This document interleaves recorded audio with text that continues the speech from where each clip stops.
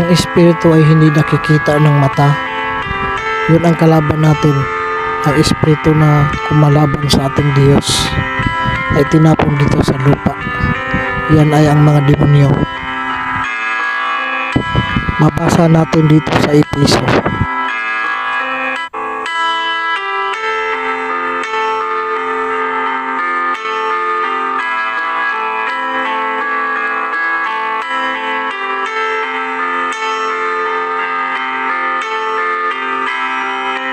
Sapagkat ang ating pakikiglaban ay hindi laban sa laman at dugo, kundi laban sa mga pamunuan,